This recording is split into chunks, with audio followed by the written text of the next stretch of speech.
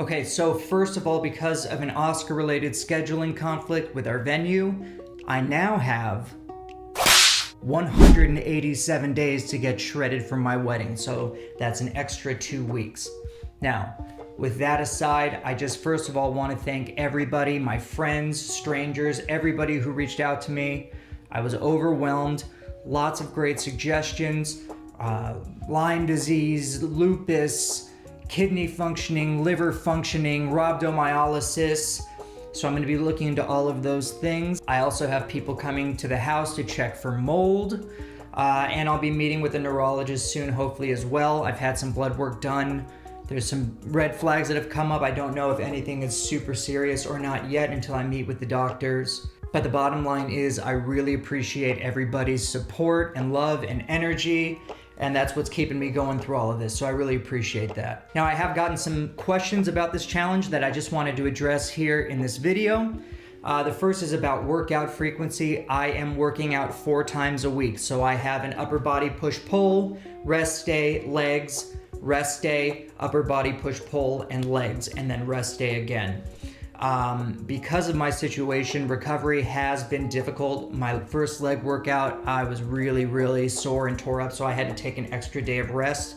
I'm hoping that's because I've come back to it after a couple weeks off and my body's getting adjusted to it, and not because that's now the new normal. So my cardio is basically 20 minutes a day of steady state, ideally zone 2 cardio, which basically means that you're going to be walking at the speed you would if you were in an airport and a little bit late for a flight. I don't usually like to do cardio the same day that I lift, so I will make up for it on my rest days doing double the amount. Step goals are great too. Somewhere between 7,500 to 10,000 steps is a great and attainable goal. So one thing I like to do while doing cardio, because I'm not a huge fan of it, I think it's boring, I think most people do, I play video games while I'm doing it, something that keeps me engaged. And then when I look down, I notice, oh, it's been 40 minutes, 60 minutes, sometimes 2 hours. I don't even realize, because I'm hunting zombies. I'm not doing cardio. I'm not getting my steps in. Now, I know not everybody is able to have a piece of equipment at home, much less park it in front of a TV that you can play video games with. But obviously you have movies on your phone, games on your phone. There are things that you can do either at the gym or at home to take your mind off the cardio that you're doing, and I find that to be unbelievably helpful. So far, the scale weight is moving in the direction that I'm hoping. I just want to make sure that it's not muscle loss, but rather fat loss, and I can check that to the best of my ability through measurements, although I won't really know for sure until I take a body spec scan, so a DECA scan. And I have to say, I do enjoy being back in a calorie deficit. For some reason, I feel like I function better in a deficit. And regarding calorie deficits, there's something I want to mention, which is when you're in a calorie deficit, you should feel a slight tinge of hunger at the end of the night. Very slight. And in fact, if you have that hunger and then you make something like a sandwich or something like that, which solves the hunger issue, almost certainly you've taken yourself out of a deficit. That little tinge is how you know you're in a deficit. So there's sort of this adage, go to bed hungry, wake up light. That's true not only because you'll have less in your system from not eating, but also because that hunger cue is really telling you, okay, you're in a deficit right now and you're on the right track. It shouldn't be annoying. It shouldn't be keeping you up. You should just feel it a little bit.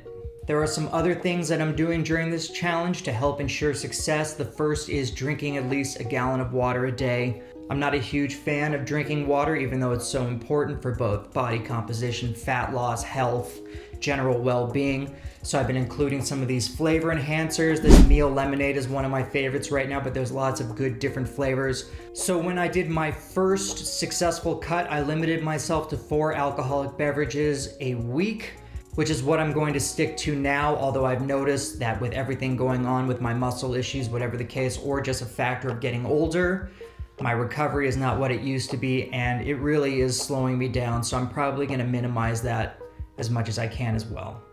One other tool I've just started implementing is using ice baths. I know it's the trend right now. I know there's a lot of studies and a lot of conflicting reports and things like that. There are several reasons why I'm incorporating these now. The first for dopaminergic enhancement. The other is because of my soreness from whatever muscle issues. It's really going to help with inflammation.